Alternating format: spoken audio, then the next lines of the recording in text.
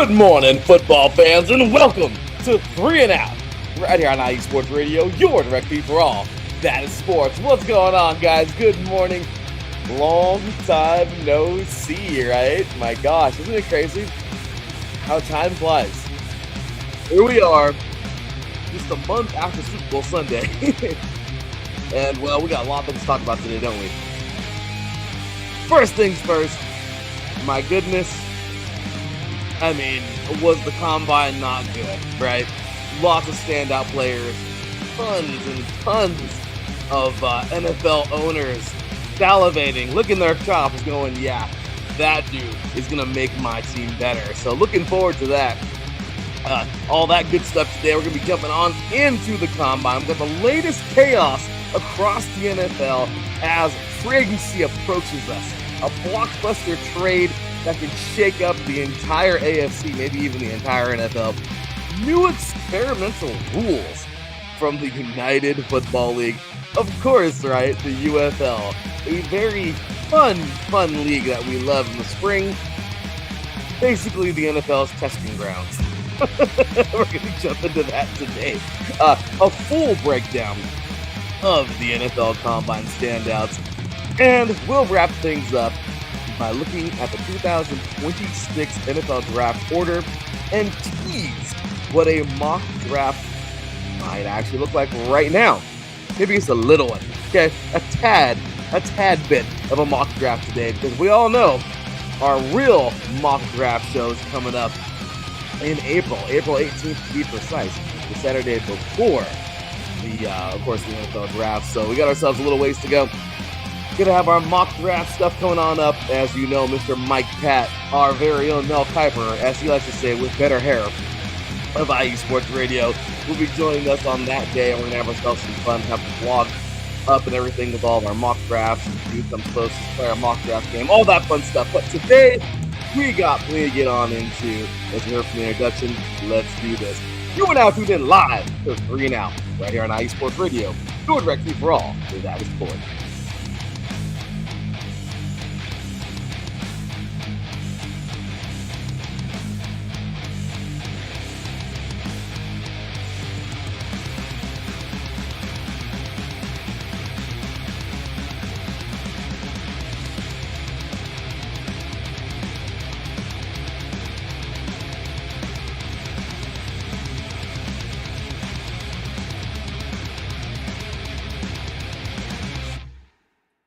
Welcome, all you diehard football fans out there, and good morning.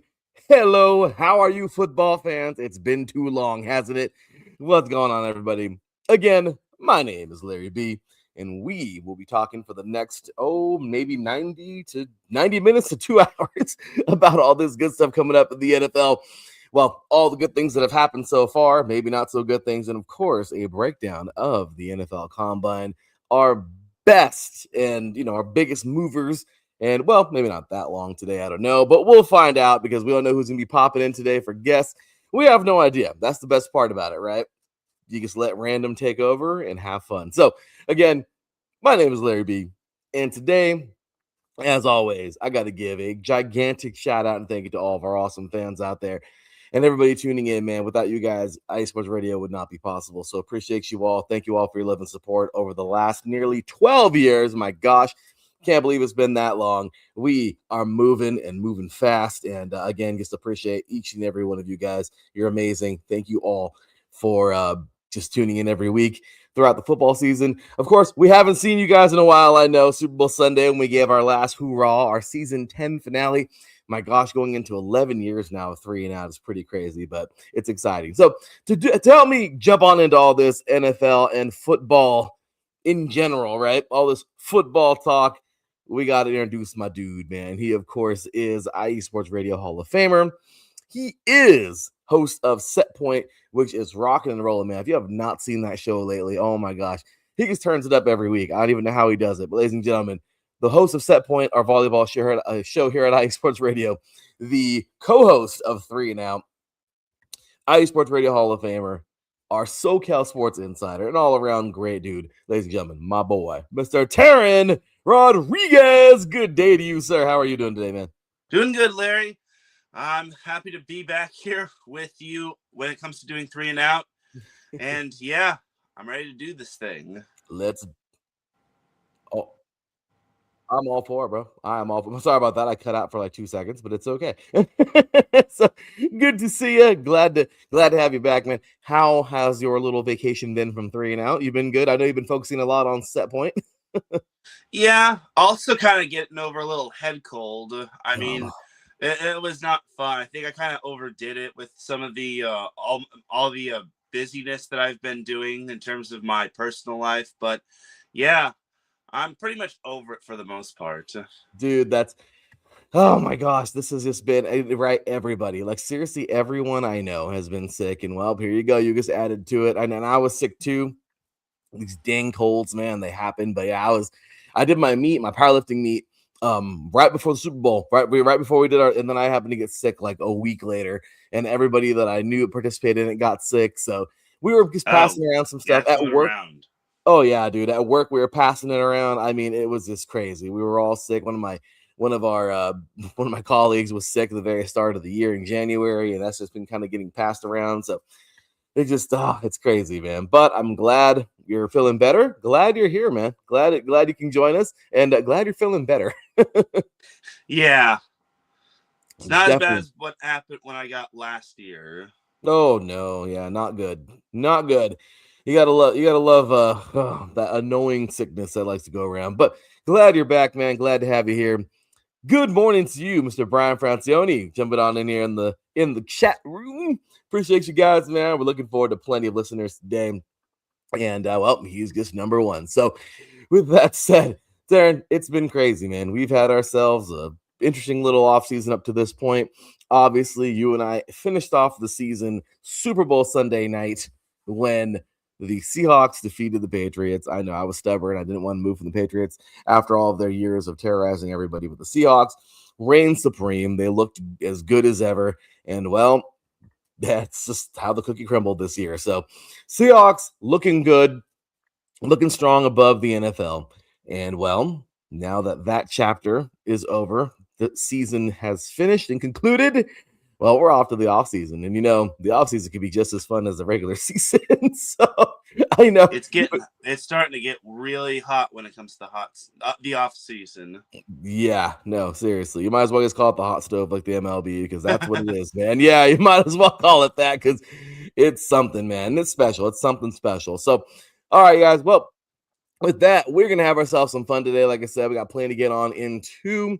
We are going to take ourselves a quick little commercial break. We're going to take a few of those today, kind of just dice things up a little bit. But of course, reason being, we want to make sure we get everybody in here and all that good stuff. When we return, we're going to jump on into the latest in the NFL, jump on into some little stuff we got going on. Obviously, the blockbuster trade that just shook the world yesterday. And we're going to talk a little bit about some Bills. And look at that. Brian just beat us to it. And the Bills and Jets fans act like they won the Super Bowl. We're gonna have some fun with that in a little bit. So with that said, again, welcome to 3 and Out right here on IE Sports Radio, your direct feed for all that is sports. We'll be right back talking about that blockbuster trade yesterday and some off-season stuff that we definitely didn't want to miss, and you don't want to miss right after this.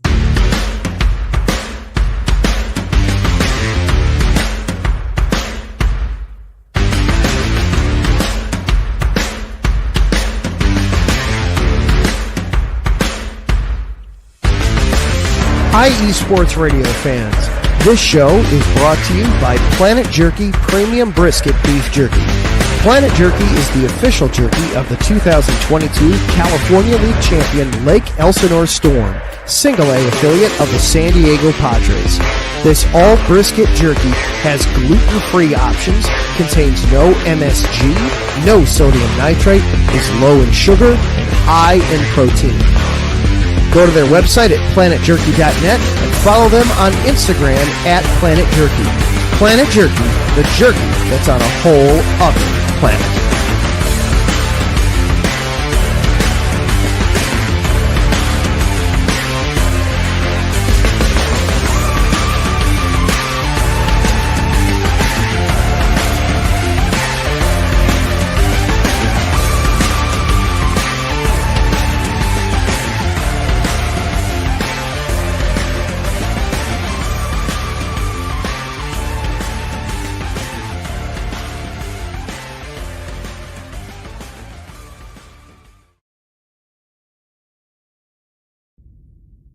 rise and shine.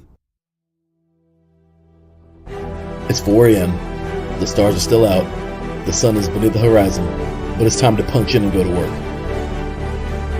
The comfort of your warm-ups turns into the grinding out of your reps as the clinking and the clanking of the plates create a symphony of euphoria. There's no other feeling like it. Earn it, burn it, and take what's yours. IE Sports Radio has proudly partnered with Vital Apparel, a brand that not only fits great, but also promotes and donates to mental health research. Use our code IESR to get 15% off their comfortable and inspiring gym wear and help them on their amazing journey to support mental health. Go hard, take part in your iron therapy, and be strong. Because when your mental health is as strong as you are, there's no telling how far you'll go.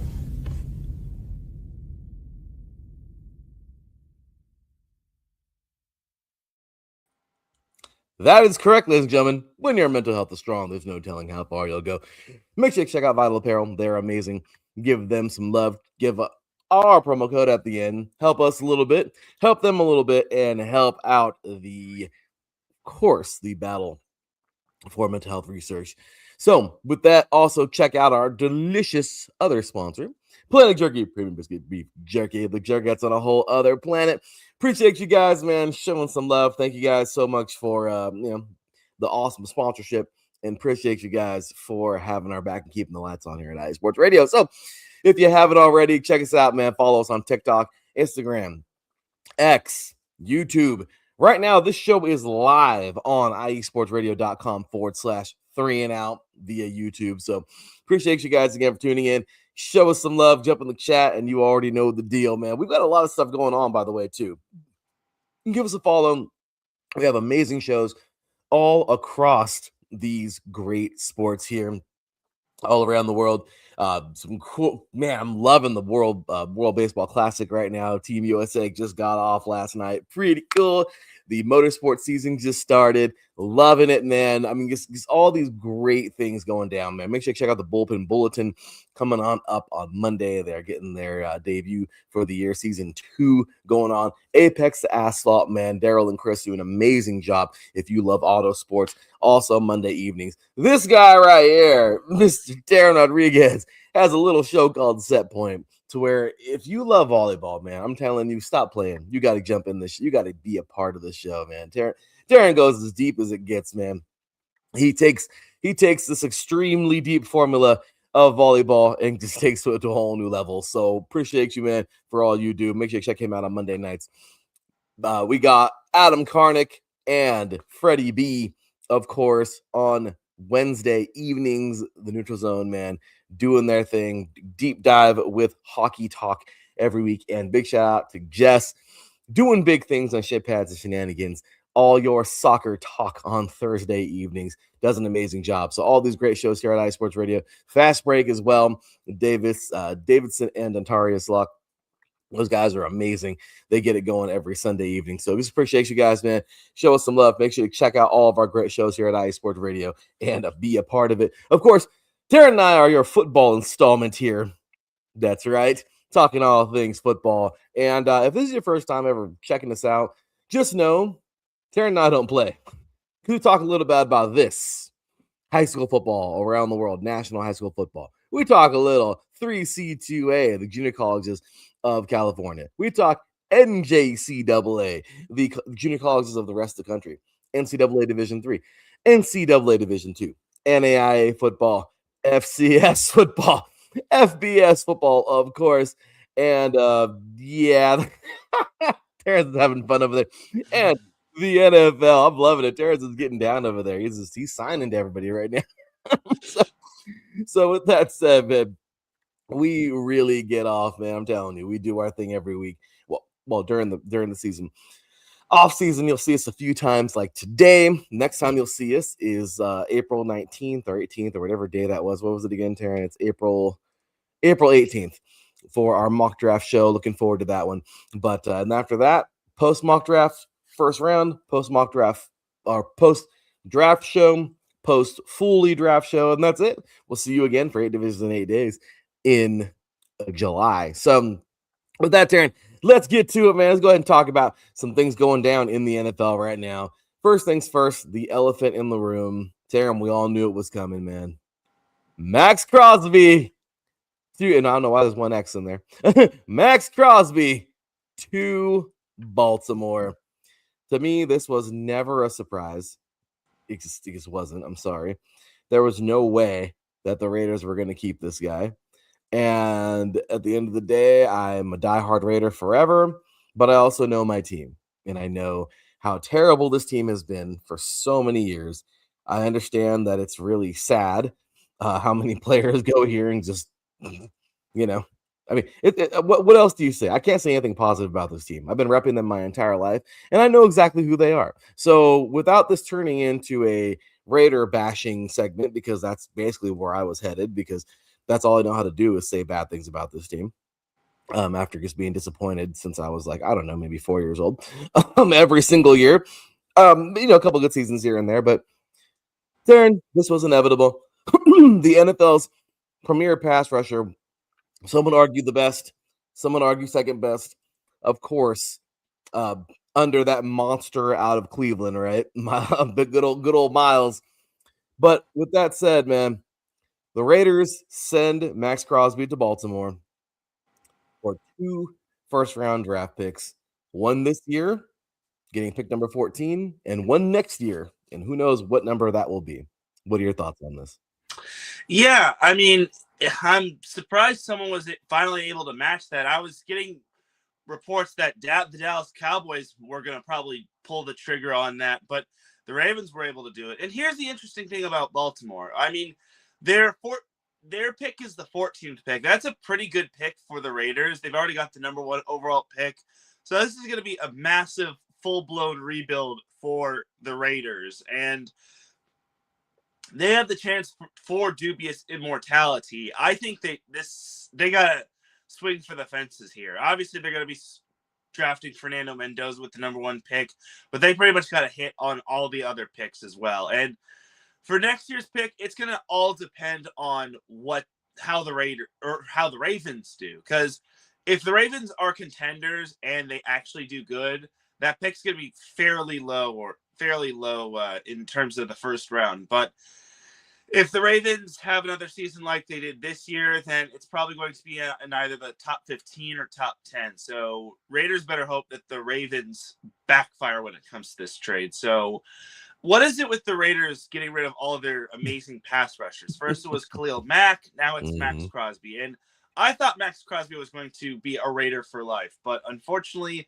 that was not the case, as the Raiders dealt him finally, and we'll see what happens when it comes to Max Crosby in a uniform not named the Raiders. So, and Jesse Minter being the head coach of the Ravens, it's perfect because he's a defensive-minded guy, and he did a lot of great things for the Chargers defense this past season as their coordinator. No, totally, man. Okay. I just got to tell you like this again, as a diehard Raider fan, man. Let's just call it what it is. This team, it's sad. I mean, I always say it's cursed. It's sad to say, but look, when you got a guy like I thought Khalil Mack was going to be a Raider for life. Okay, I mean, this is what happens, right?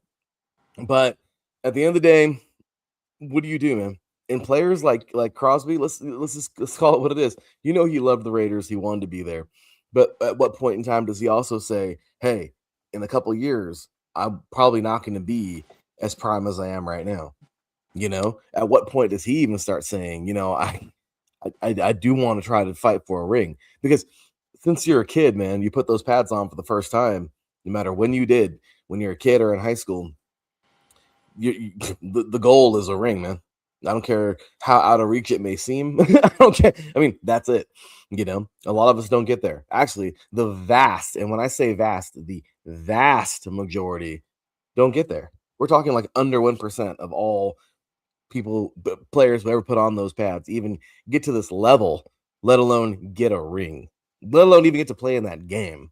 So Max Crosby knows this, and this is it. You don't get a reverse. There is no, this isn't like Hulu, man. You're watching your favorite show and you hit the rewind because you missed something.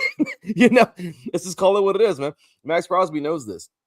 you know, and I mean, I don't want to say he had anything to really do with this, because I know you can get, dealt whenever you want, whenever teams want to, but I do kind of feel like Max Crosby had a piece in there where he was like, you know what, man, like, I love the Raiders, but I don't know if I can win here. And I'm not trying to say that, I'm not trying to say that that was actually his words or his thoughts, but I will tell you this, man. I don't know. I don't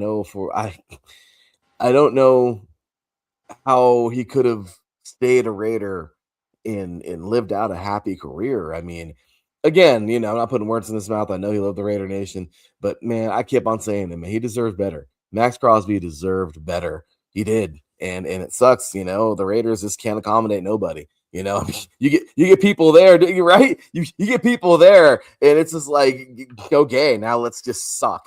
I mean, it's crazy, man. Like, this team just gives me headaches and whatever. But good for Max Crosby. Now he's going to go to an elite defense. He has a chance now, man. He has a chance. The Ravens, they are in and around the playoffs every year, and they're deep. We're talking about deep runs, man. The Ravens are a true contender. Now at Pittsburgh, we don't know what's going to happen, and we're going to talk about Grandpa Rogers right now. But we don't know what's going to happen. We don't know what's going to happen with the Steelers. Guess what? No more Tomlin either. Oh, well, who's their new guy? You know what I mean? Think about it. They went from one mic to another mic. They went 2 mics. There you go. So I mean, they went from a Chuck Chuck to a Bill to a Mike to a Mike. That's the Steelers pattern.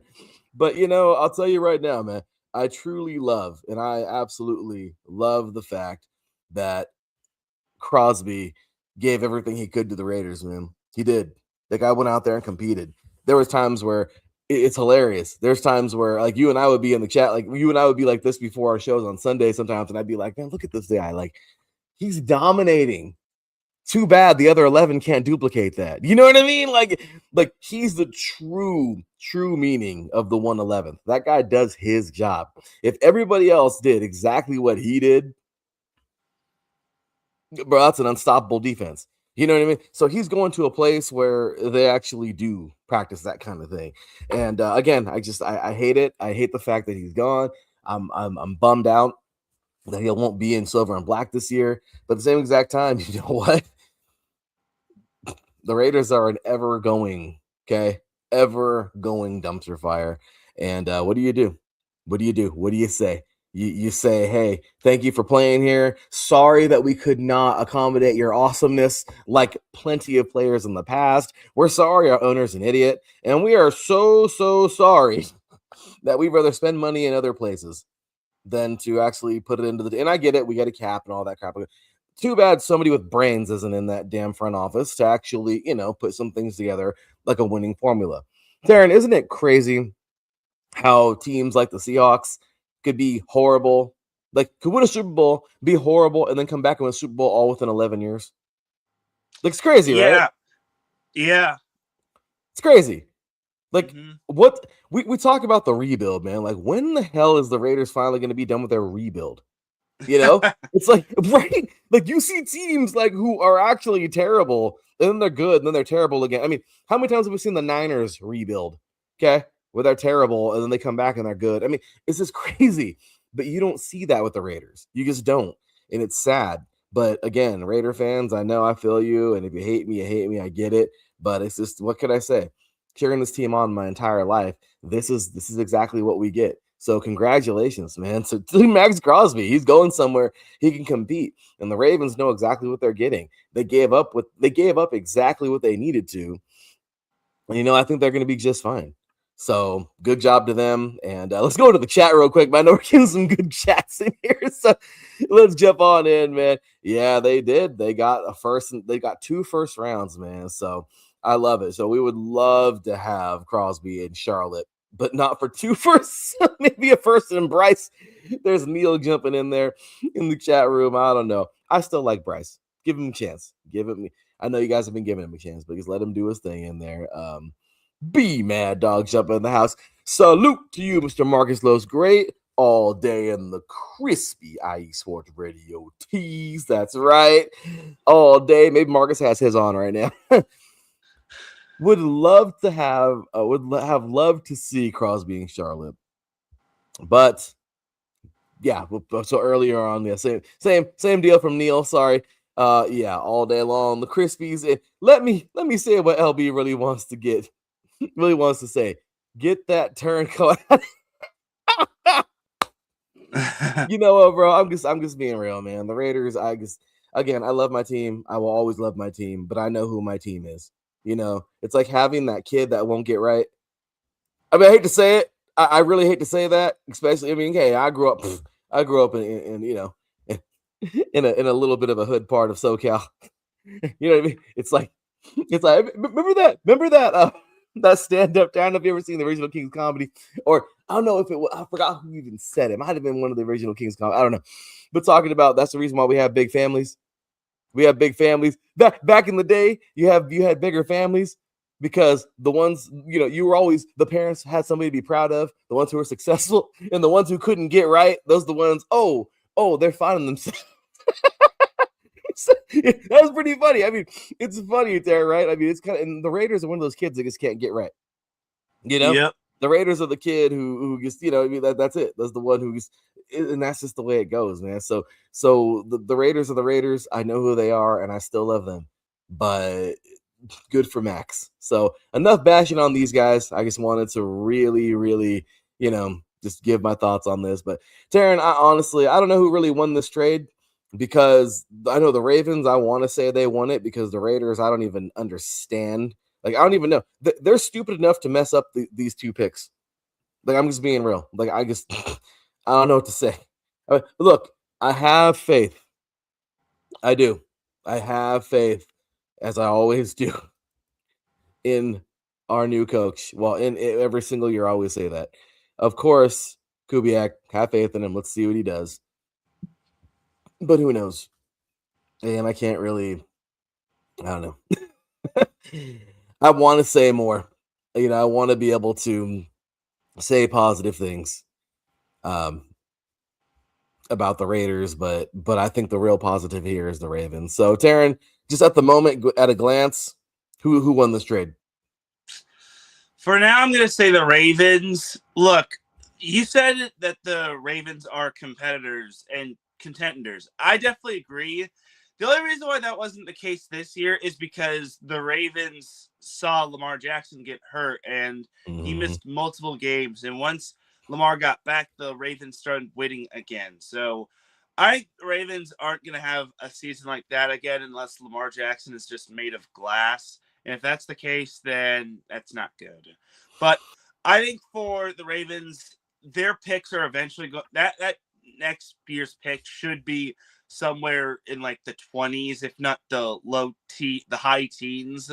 Like, I'd be surprised if the Ravens weren't contending this season, because if they can't contend this year, then it's going to get even tougher for Lamar Jackson and the rest of the Ravens. So I think for the time being, I got to say the Ravens won. In terms of like quality or quantity, I think the Raiders won.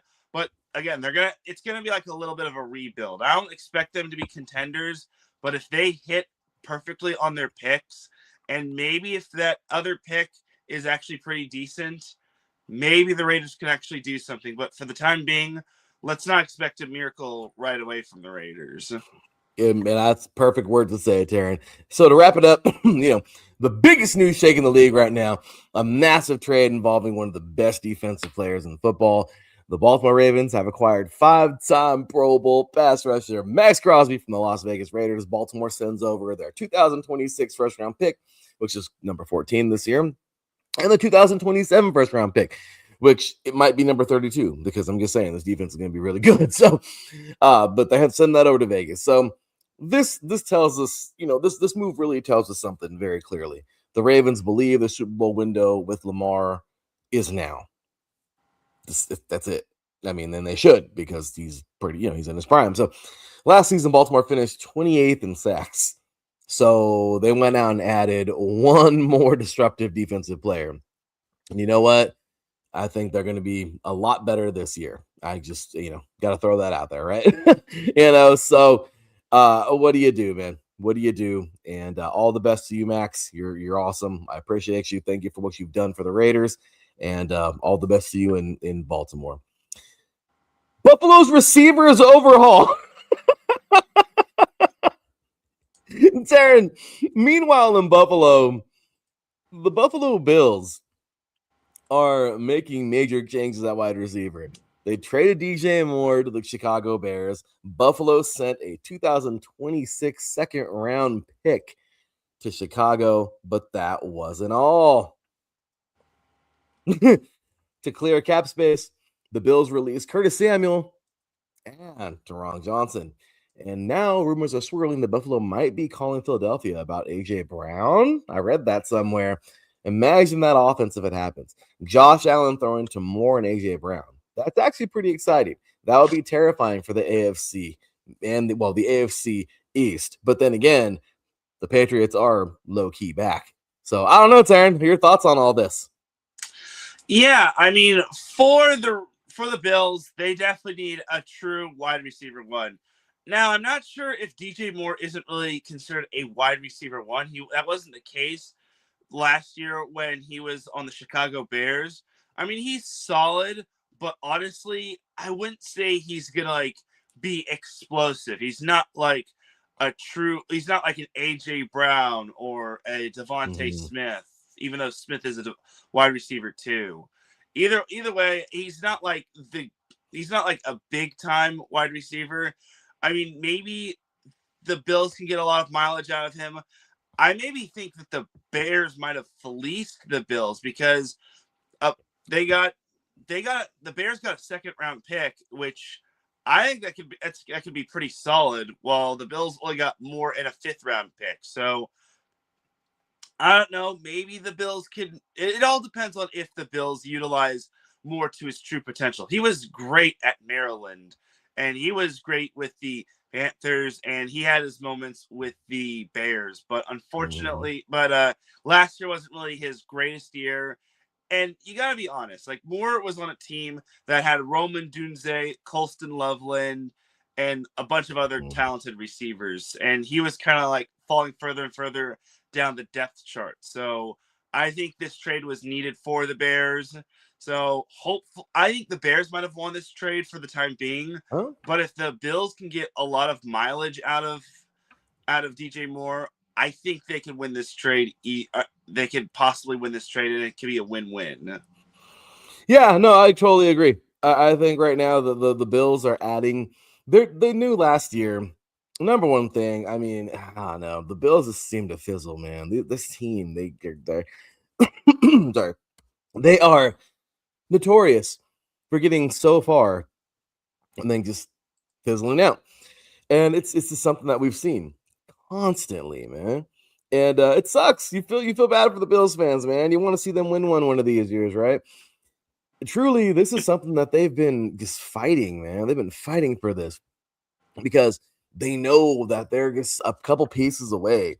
Teran, is it the receiving core? Is it? Are they going after the right pieces right now? Is this truly, do you truly feel in your heart of hearts that this is exactly what they should be doing? Because let's just be real. They know they didn't have receivers. They didn't have the strongest receiving game last year. And this is huge. But do you feel that after I guess the real question is after this, do they continue the wide receiver train? Do they keep on trying to go and acquire better wide receivers? Maybe even in the draft, pick up some more wide receivers? Maybe even early on with their first round. I mean, is this really the issue? Because I know they got the cannon back there, man. Good old Josh Allen. But, again, I know the defense was strong, kept them in games. But again, do you think this is the only thing they should be addressing? Is this the fix? Is going after receivers the fix for the Bills? Yeah, I think that that's going to be their biggest key. They got to get good receivers, whether it's in the draft, because Keon Coleman, everyone called him Cookie. I don't know if he's the answer. I mean, maybe he could be, but the Bills really need to swing hard for offensive key pieces because Dalton Kincaid and Josh Knox aren't really necessarily the full-on answer. I mean, they're serviceable, but they don't necessarily put the Bills in true contender. They need a true wide receiver one. So either it's going to be in the draft, either it's going to be needed in a blockbuster trade, or it's going to have to be in free agency. But for now, I think the Bills definitely need to swing hard in terms of getting these key pieces for their offense, because Josh Allen is indeed a talented quarterback, but a quarterback is as good as his weapons around him. Because they also have James Cook, who is a fantastic running back, but they also need more key pieces to build around Allen and Cook. No, definitely. And this could be huge. So again, needed. So I do feel that this is it. I wanted to ask you that because I want to see if we're on the same page. Add some solid receivers to the Bills. We're talking about a true, and dare I even say this? I feel terrible because I don't want to be like, oh yeah, we're jinxing them or whatever.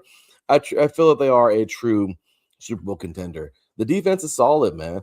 Like honestly, this team they just needs some receivers, some better receivers who can haul it in and make it happen, man. I mean, this has just been oh my gosh, the Bills, and I feel so bad because I feel like time's gonna run out pretty soon on this team, and before you know it, the Bills are just gonna bill, and it's kind of sad, but yeah, and they are over cap space too. That's why they're releasing a lot of these players. Yes, and that sucks. You feel for these guys, man. You know that they want nothing more than to get a ring over there. They really do. I mean, they want it for the community. These players that have been around for a good minute, they don't want to go nowhere else. But at the same exact time, it's like how far is too far? How many years do you spend? It sucks. You feel bad for these guys. You really do. But well, there you have it, Teran. I mean, talk about Olu. Hey, Teran, got some Olu going on in the house here. Well, this is going to be a great team this year. We know for sure Olu is going to be a strong high school team this year. Do you feel the same way? Well, they just recently hired Ray Fenton, but they also did see one of their top players transfer to Sierra Canyon. So it'll have to be a wait and see process. I mean, for now, Orange. Then you also got to remember that Orange Lutheran is in the Trinity League with Bosco, Santa Margarita, and Mater Dei. So it all depends on what Orange Lutheran can do the rest of the offseason. Let's see what they can do. I'm excited for Trinity League football this year again, and really, I mean, hey, let's see if Olu can get it. So next up, Teran, we have the free agent quarterback carousel. Yay, fun! Always fun to talk about, right? So quarterback market is about to explode. One of the biggest names available right now is Kyler Murray. Hey, the former number 1 overall pick is reportedly drawing interest from at least 6 teams, from what I understand. Meanwhile, the Pittsburgh Steelers are awaiting a decision from Aaron Rodgers. Rodgers could retire, sign again with Pittsburgh, or surprise everyone and go to yet another team after being the long-time man behind center in the cheesy outfits. Okay, for the Green Bay Packers. Is he becoming a journeyman at the end of his career? Teran, talk about these quarterbacks. Yeah, Kyler Murray's probably the look. I don't know what happened with Arizona. I just felt like the Arizona experiment just failed miserably. And it sucks because Kyler Murray does have potential. It's just a matter of building around him and putting the right key pieces around him, and maybe him not being in a division that has 3 playoff teams. So for Kyler Murray, I think a new change is needed, but I wonder if it doesn't work out for the NFL, maybe he goes and plays baseball, because he was a darn good baseball player back in his day, I think it was at Oklahoma, or it was Oklahoma when he played baseball. But either way, he was a really good college baseball player as well. And he actually was going to be drafted. He was actually supposed to be drafted by the Oakland A's, but then he went the path of football, and then the rest was history. My only hope for Kyler Murray is that he doesn't put Call of Duty ahead of his football things, because if that's the case, then maybe esports is his future. But for now, I think Kyler Murray is going to draw a lot of attention. I mean, the Dolphins can use him, the Jets could use him, And maybe the Steelers, like you said, they could use him in case Aaron Rodgers wants to go rogue and retire out of the blue. But with the Steelers bringing in Mike McCarthy, I think Aaron Rodgers stays because that's his running mate from Green Bay. Mm-hmm. That's what I was just perfect segue there. As much as everyone is thinking, all right, he's retiring. We know Mr. McCarthy and Mr. Rodgers have a past there. We know why would Rodgers retire? Why would Rodgers retire right now? I mean, at least one season. And maybe that's what they talked about. One season. Maybe this is it. Maybe, look, I'll give you one season. Give you my best. We can make it happen. If things don't happen this year, okay, that's it. I mean, I could see a conversation going like that, between those two. Because I think Rodgers wants to, I don't know. He has the itch. He wants to play as long as he can. Don't blame him. But when it comes down to it, I don't know. I mean, Will obviously he can stay healthy. He did get hurt with the Achilles a couple years back, and look what happened. He came back. He's fine. But it's crazy. It's crazy to think that he's still here. He's still doing his thing. He's still playing well. But, Teran, I will say this. If he does come back and they win it, which the Steelers are going to have their competition cut out for them now that Crosby's going to be there, right? Rodgers retires. There's no way. He has. Why not? Why would you stay any longer? You retire with a ring. You're, right off in the sunset, happy ending.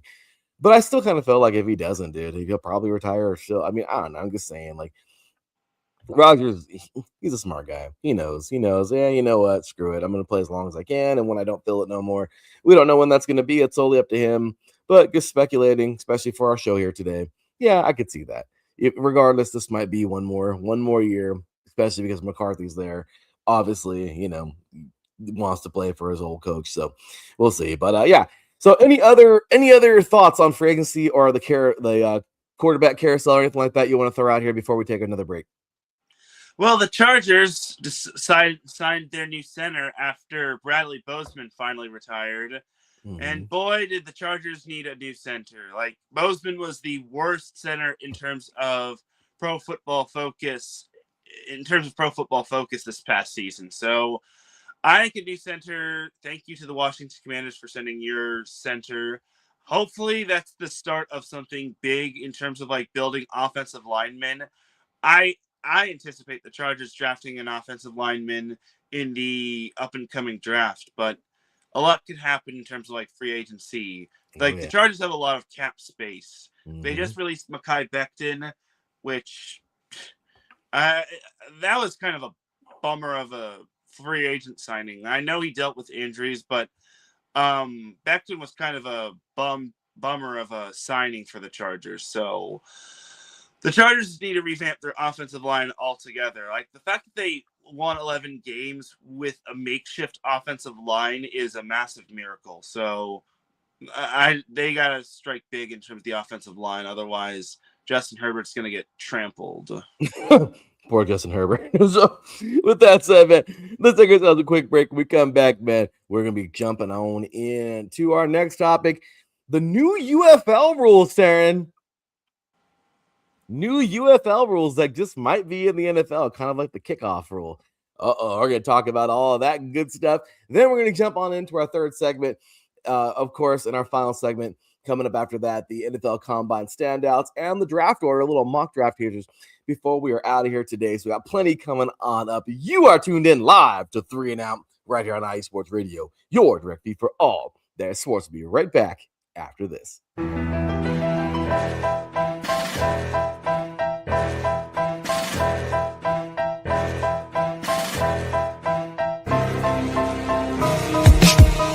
For the last 10 years, IE Sports Radio has been bringing you amazing content ranging from interviewing legendary athletes, coaches, and other authorized media personnel to building tailor-made shows dedicated to all major sports cities around the country. Make sure to follow us at IE Sports Radio on X, Instagram, Facebook, TikTok, and YouTube to keep up with the latest in sports and with all of our shows.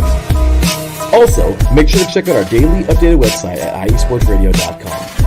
At iesportsradio.com, you can see our daily show schedule and check out all of our show pages with personal bios to learn a little bit more about each of our awesome hosts. In addition to our show pages, you can catch the iSports Radio blog, Hall of Fame, Fans of the Month page, and our merchandise shop, including t-shirts, tank tops, caps, long sleeves, hoodies, and more.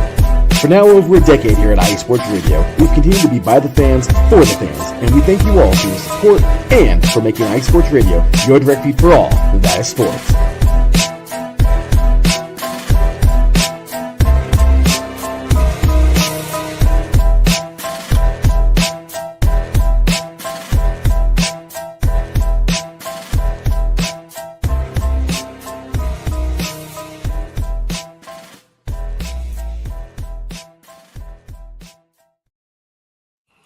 Welcome back to 3 and Out right here on iSports Radio, your direct feed for all that is sports. Make sure you check us out right down below. If you are watching over at isportsradio.com/3 and Out, we appreciate you because that means you're on our website and you're checking it out. So appreciate you for that. Also, give us a follow everywhere. We keep up with everything. I'm telling y'all, man, WBC baseball. Got it, man. That is rocking and rolling. Big ups to Team USA, wouldn't it, man? Japan is on terror because, I don't know, maybe there's a guy named Otani that's just dominating everything right now. You know, that's going down. We got, my gosh, what's going on? We got Supercross action. The entire auto sports realm is underway. NHRA gets underway this weekend, man. Gator, Nats, looking forward to that. IndyCar gets got underway. NASCAR is in full swing. Formula One is here. I mean, it is crazy. We are great stuff in the auto sports world. Baseball, of course, like I said, getting underway. Volleyball in full swing, man. We've got beach volleyball. Tons of great things going on in men's volleyball. And, of course, soccer. Again, some of these leagues are pretty much finished. Some of them are going to come down to a photo finish here at the end. But let's not forget about the UEFA Champions League and, of course, CONCACAF Champions League right now as well. Talking plenty of that coming up. I mean, there's so many great things here at iSports Radio, too, we're talking about, man. We appreciate you all again. In basketball, the hunt for the playoffs is coming just like in the NHL. So all these great things. Shout out to all of our awesome hosts here at iSports Radio for delivering every week. You want more? Check us out. Follow us all over the place on social media, man. iSports Radio, your direct feed for all that is sports. So, all right, Teran, this is going to be fun. You ready for this one? New UFL rules that may or may not end up in the NFL.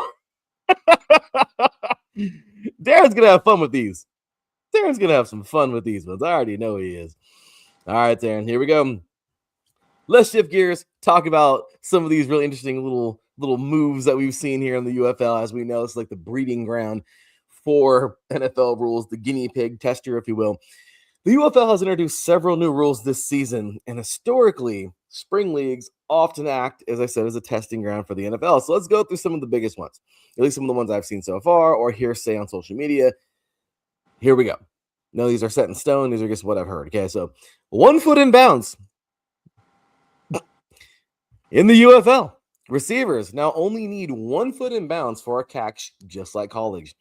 College football already uses this rule, but the NFL has always required 2 feet. Personally, I don't think the NFL adopts this one anytime soon. I think they love the 2 feet in bounds. The 2 foot rule is a part of what makes the pro game unique.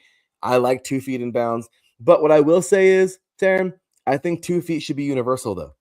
I think it should be 2 feet in college and 2 feet in high school, too. Screw it. Why not just make the game universal? Why are we putting different rules at different levels? You know, practice the 2 feet in. You know, that's huge. So those are my 2 thoughts on that one, or my few thoughts on that one. Teran, what we got? That's actually a really good, really good point right there. I mean, look, I mean, if the NFL wants to have 2 feet in bounds, then everything else should be 2 feet in bounds. Make the kids or work for it. But if there's some that wants 1 feet in bounds, then the NFL has to switch it to 1 feet in bounds. But I think you're right. I think everything should be 2 feet in bounds, just so that everything is like totally square and legit, and it's not like different for everything. And then everyone's like, oh, why does it have to be 2 feet when it's like 1 feet for this and that? So I agree. Let's do 2 feet in bounds for everything. I mean, yeah, we'll miss out on the amazing catches, but that's why you got to practice these things. And that's why you go full speed and you listen to your offensive coordinators and your receivers coaches. Exactly. I think why not? This is 2 feet. Come on, let's go 2 feet. Let's go universal with 2 feet because that's just I don't know. Why not, man? We've seen some crazy freaking catches in the past. Getting well, receivers fight hard to get that second foot down or toe tap. But what was that awesome? What was Nate Burleson? Remember on Good Morning Football? What did he call it? Toe drag, swag, and Toe drag swag. I mean, come on, bro. Why not, man? Why not? I love it. Great rule. Sorry, great. It's a great rule to have 2 feet down. I don't know why we're going backwards, but let's go 2 feet. I don't want 1 feet, so we'll see. This is another fun one, Teran. This is a really fun one. 4-point field goals. This one is fascinating. Any field goal over 60 yards is now worth 4 points. With kickers getting stronger every year, this could change strategy dramatically. Imagine being down by 3 late in the game and kicking for a 62-yard field goal to win by 1 instead of to tie the game to go into overtime. Your thoughts?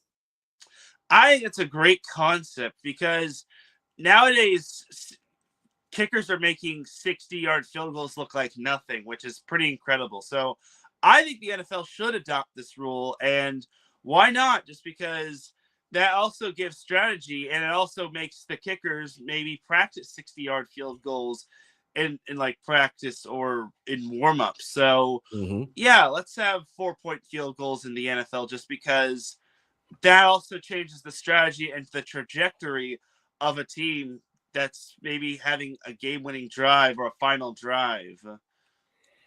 It would truly make kickers more valuable. Am I right? Oh, yeah. Like, this would totally make kickers even more valuable than they are. And I mean, I don't know, maybe they'll bump up a little bit more in their pay. I don't know. But think about that, Teran.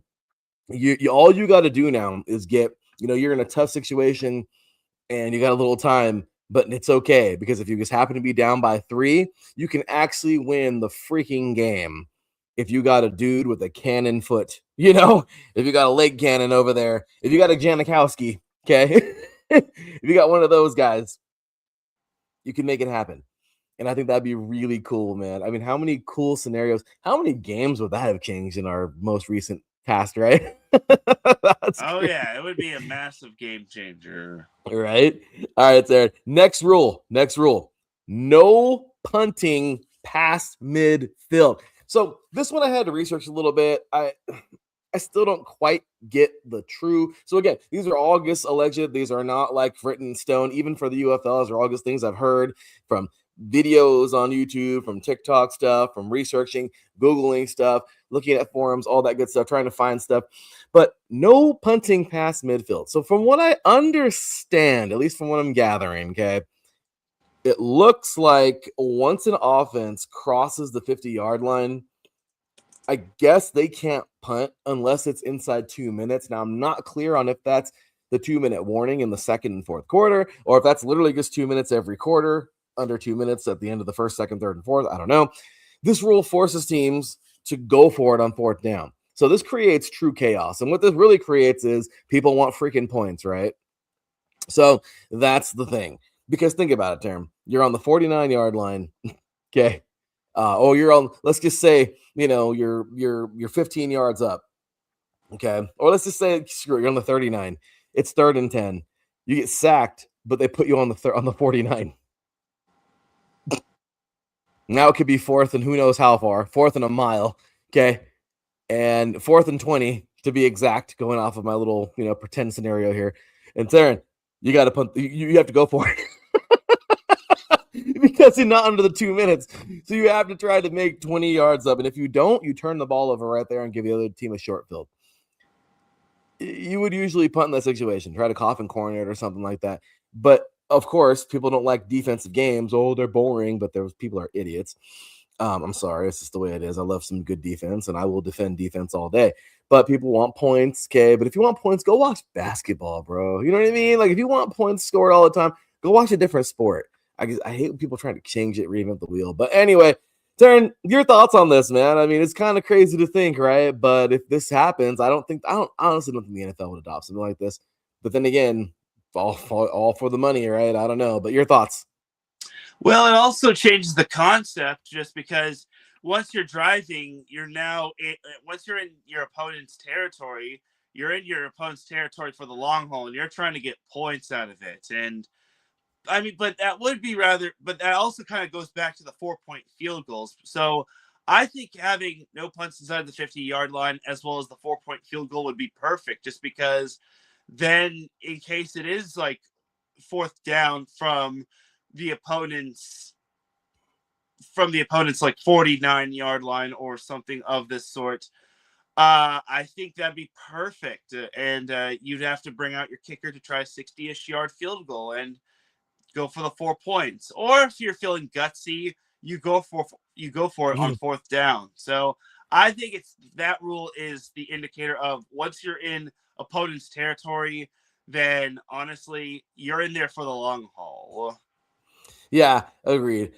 This is something where I just don't know. I don't see the NFL adopting this, but I don't know. Maybe I do. This to me is a coin flip because again, if this is even a real rule this year in the UFL, I don't know if they do happen to do it. I get it, but again, this is a money grab. They just want more points. More people can tune in because people want points, and that's it. So what do you do, man? It's kind of sucky. I wish. I don't know. I'd feel bad for fans to our defensive fans like me. But what do you do? It's a weird rule. Kind of a cool one, I guess, if you like points, because you're going to get more points for sure. But at this point in time, I don't know. We'll see. But nothing's set in stone yet, and this isn't even a guaranteed rule yet, at least from the moment.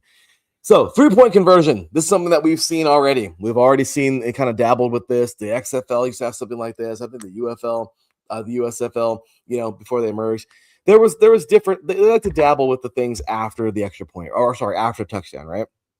And what this states is after touchdown, teams can choose to kick for 1 point. Okay, go for 2. You can go for 2 from the 2-yard line. Or apparently you can go for 3 from the 8-yard line or the 9 or something like that. I don't know where, I forgot. But this one actually has a real chance to make in the NFL personally because, again, people want points, and this can really dice up the scenarios to make things a little bit different. I don't know. It's kind of a weird one, but this one I think has the most realistic chance. I don't know. The most realistic, we'll talk about the most realistic after this. But your thoughts on this one? This is kind of a unique process. I think that's actually a good process. 3-point conversion, make the offensive team that gets the touchdown have different alternate options instead of like the extra point or a 2-point conversion. A 3-point conversion would be rather fascinating. It's from the 8-yard line. I think that really proves that you have to earn the points. Like if you really want the points, you have to really earn those points. But 8-yard line, maybe the 5-yard line, but honestly, I think 8-yard line is very deserving just so you don't check down and then it's like an easy walk-in touchdown for the running back. So I think I would have to really make the offense think of what they should go for and who they should utilize in terms of that 3-point conversion. So I think it's a tool that they should dabble in. And you're right. I actually remember this rule from the XFL because it basically forces your offense to not have to rely on your kicker and rely on your offense, rely on your quarterback because that's what you pay him the big bucks for. Exactly. So, Teran, I guess the big question for you now is which UFL rule, and you guys are more welcome to check us out, to join us here in the chat room, of course, on Twitter. If you guys are following along right now, listening, we appreciate you guys for tuning in. Teran, which UFL rule would you actually want to see in the NFL? If you had to pick one of these rules, only one, which one would you want? I'll say the 4-point field goal. I mean, a lot of the teams that fall behind by 4 points because they went for the field goal while the other team got the touchdown, make their kicker earn it. Like if they want to let their kicker be the one that wins them the game, then ride on your kicker to kick field goals and go for 4-point field goals. Make him truly earn it. So that being said, it would probably be that one. and I guess I know which rule you're trying. I'm surprised you haven't mentioned this. The UFL's banned the tush push, so I'm guessing you want that rule, or am I looking too far down the rabbit hole? No. I was gonna save that one for last because I do know that that's something that I think honestly, Teran, is inevitable. They are banning the UFL has banned the tush push, and I think it's a matter of time for the NFL. It's just there's a lot of complaints about it. I know they say, "Oh, it's a play you can't stop," but I mean, bro, like you want safety, right? What makes me mad is everyone complains about safety. Okay. Everyone complains about safety. Oh my gosh, safety this, safety that, safety this, safety that. The NFL, I am so sorry, but today's football is horrible. Teran, you've heard me say this a million times. I'm a fan of the 60s. Clothesline somebody. I'm sorry. I'm old school, bro. I love hockey now because you can fist fight. I mean, it's just, I'm old school, man. I like old school, hardcore man games. And if, again, when you sign up to go to the military, you sign your name on the dotted line. By the way, thank you to all of our awesome veterans who are with us and no longer with us. You guys are amazing. We appreciate you. We love you all. Protect our troops. Love them. But at the end of the day, guys, Teran, what do? You sign your name on the dotted line, right? And you are signed up for war. That's it. So whatever happens, happens. And you're saying that I'm okay with that. And it's unfortunate if something bad does happen and you're hoping something doesn't happen. But in the event that it does, now I went to a very serious level. But Teran, football is also, we've seen some terrible injuries out there in the NFL and in football in general at all levels. But what you're saying when you're signing your name on that waiver on that dotted line is what can happen to you and you're okay with the risks. And I get it. Okay, we see CTE and we see all these things. I get it. I understand that. And I'm not trying to be heartless and say, oh, well, it's their fault. No, because it's the same thing here, dude. I could have freaking brain injuries right now after 20 years of football. But you know what? I hope I don't. But if I do, am I going to be mad at football? You know what I mean? Like, am I going to try to find somebody to sue? No, man. I willingly did that. I signed my name on the dotted line and said, hey, if something happens to me, either now or later, I'm okay with that because I'm going to play this game. That's it. That's so again, we talk about safety, right? Safety. Oh, you can't hip drop tackle. You can't hit nobody no more. My gosh, touch the quarterback or breathe on him, Teran. It's a freaking 15-yard penalty. I mean, you can't do anything no more. This game isn't violent anymore. And it makes me mad. Yes, there's some aspects that can be violent, but this game was not what it used to be. Okay, whatever. We've adapted. I still love the game. But now you're telling me, Teran, that you're okay with a play that's actually forcefully. You have to use your head in that play. I'm sorry, Teran. If you're down to 4-point stance, you know what's coming, and they snap that ball. First thing you do, I mean, you want to fire off, obviously, but I'm telling you, what a lot of the guys do. You know how many guys I've seen fire off and just use their head? Guess the first thing you can get off, Teran, your head is the first thing that gets off. You get in that 4-point stance, especially if you're a nose right over the center. You get in that 4-point stance. And yeah, they snap the ball quick, but what's the first thing you do? Even if you try to move your hands and try to fire, Teran, your helmet's going to hit that guy's helmet. And it's every single time. And what about all the offensive linemen? Everyone goes head to head with the defensive linemen. Everybody. And you try to get your hands up. You try to fire, but dude, at the end of the day, fast twitch, your head is the first thing that enters that. So that's okay. It's okay because we're making money on that tush push, right? You know what I mean? Like it's just it's hypocritical, man. So again, okay, a play you can't stop. I'm totally fine. I am totally fine with that. Am I okay with targeting? No. But when somebody gets their bell rung, and especially it's like I've seen this year, Teran, some shoulder pops, and yeah, I might go to the face mask. Sorry, it's really hard to but these guys get up and they're fine. Teran, I've seen some mean hits this year, and it's targeting. He didn't use the crown of his helmet, bro. Like, you know what I mean? Like, it's a blink of an eye, but it's okay to tush push. It's okay for these guys to go head to head and smash heads like that. It's okay. I'm saying, man, like, it makes me mad. Like, I'm okay for the tush push, but let's make everything else legal again, too. Let's go back to the 60s football. Let's do that. But you don't want to because you want to be safe. but it's okay for the tush push. So I don't know, Teran. Those are just my thoughts. I'm okay for the tush push because bring back all the craziness. Bring back that NFL blitz style football that I used to love growing up. So I don't know. Those are my thoughts, but yeah. What do you think, man? Was that a little too crazy? I'm surprised you actually still want the tush push around. I mean, look, if everyone is going to vote for the tush push, and it's not, I mean, the tush push has been proven to be stoppable, and as long as the officials make the right call, don't miss any calls when it comes to the tush push, keep the tush push. I mean, the Eagles were the first team to basically adopt that rule, and we've seen other teams use that rule to a T. So I think the tush push should stay. So yeah. Again, I'm saying, if we're gonna get rid of it because we're safe, and that's okay. I'm okay with that. That's fine. Get rid of it. Don't be a hypocrite, right? If you're gonna ban everything else and you can't hit the quarterback no more and you can't do anything to nobody, then get rid of the tush push, and it is what it is. I'm fine with that. But I'm just saying, go same thing with the 2 feet in bounds. Let's keep the 2 feet in bounds in every level. Let's make that a rule. If we're gonna do tush push, then if we're gonna do tush push, then stop with the targeting crap and stop with the, you know what I mean? Like, no, make defense be able to hit again the way they used to.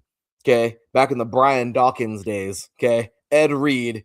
Okay, we wouldn't even want to go back to the crazier people from the 60s and 70s and the 80s. Okay, but what I'm saying is let's be violent again. We can bring the tush push all you want to, but let's be violent again. Okay, because you're making it to where the offense is now the who can hit. No, that's not right. No. So go ahead, NFL. That's fine. Keep the tush push, but make defense be able to smack dudes again. But don't be hypocritical. If you're going to keep the tush push, okay, make everybody be able to smack each other. But if you're going to get rid of the tush push, okay, then I guess that's going to align with today's NFL. So again, that's just me, but I just get mad about that because some cats, man, I don't know. But have your cake and eat it too. I don't know. But I agree, though. My big one that I would totally want is the 4-point. That to me is the most realistic. That is the coolest one. That values your kicker. If you have a really strong kicker leg, if you have a really strong, tough kicker that can net, why not? And how many fun scenarios would that create? So, that would be fun, man. I would love that.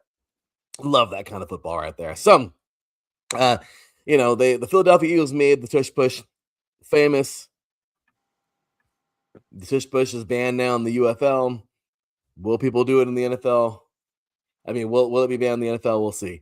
Will we be able to punt past the 50-yard line if it's not under 2 minutes? We'll see. Will we get that infamous 3-point conversion in the NFL one day? We'll see. Will 1 foot in bounds become a thing one day? Maybe we'll actually figure out what a catch is. I don't know. And will the 4-point field goal become a thing? These are all fun things, man. We got plenty of fun stuff to talk about here moving forward, but we shall see. So, all right, Teran, one more break for today. We're going to come back. We're going to go full combine mode, man. We're going to jump on in to the NFL combine standouts, and we're just going to have all kinds of fun, man. We're going to talk about a little bit of a mock draft teaser, just the order, if you will, something small, simple, and sweet. And get you kind of set up for our pre-combine show.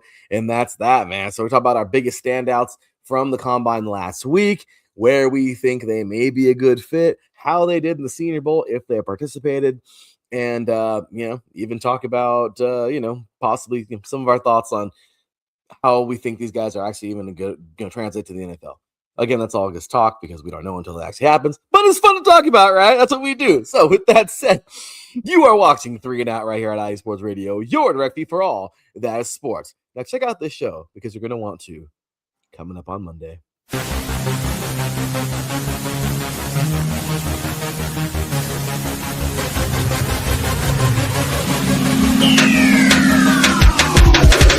What's up, everybody? This is Teran Rodriguez. Are you a fan of volleyball? Are you a fan of Thunder Spikes? Then I have the show for you. Set Point, where I cover NCAA men's and women's volleyball, high school boys and girls volleyball, beach volleyball, and even professional volleyball. Catch the action every week here on IE Sports Radio, your direct feed for all that is sports.